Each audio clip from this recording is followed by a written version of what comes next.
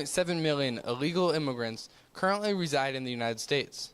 396,000 of those entered in the year of 2018. And overall, 44% of illegal immigrants in the United States are overstayed visas. The president thinks this is an epidemic. Let's see what Willard thinks.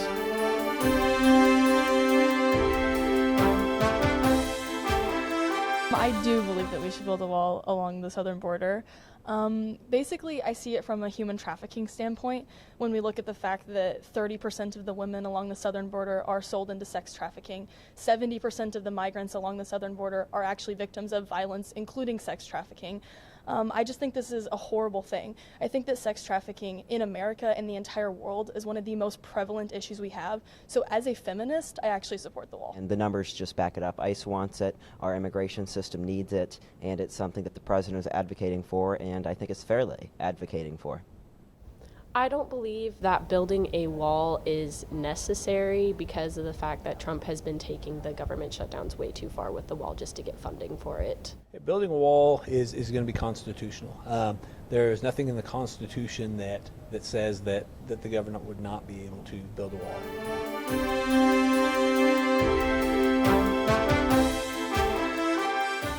You know, when asked if the government shutdown was necessary, I think it has to be necessary along some lines. Obviously, it affects a lot of families. Those families get a paycheck. Those families are getting paid right now for the time that they spent furloughed.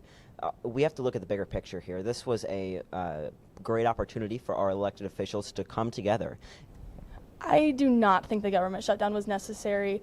I do think that he should be pushing for the border wall funds, obviously. However, I don't think that the shutdown was a way to go about it. It harms people and our economy in such a way that it wasn't worth it. When we see that where the government shutdown was going, it was actually costing more than the border wall would have intended to cost. I feel like President Trump is abusing his presidential powers by using the government shutdown to get funding for what he wants. What it does do is, which can be really frustrating for Americans, is it separates the presidency from the legislative branch, which can lead to showdowns, which we're kind of living through right now. And that's, so in that regard, it is in the Constitution. The other problem with this issue is just money. It's the federal government has kind of an unlimited budget. They can far exceed their, the money they bring in, which creates all kinds of political issues. So, is it constitutional? Probably. Is it healthy for our political culture? I mean, that's a completely different question.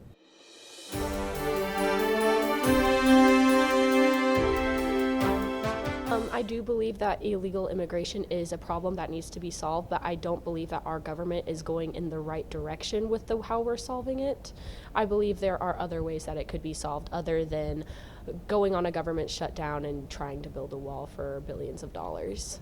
Look, anyone who says illegal immigration is not a problem is simply not looking at the numbers. You have to do the research, you have to look at the numbers, and once you do so, you will find that illegal immigration is a problem.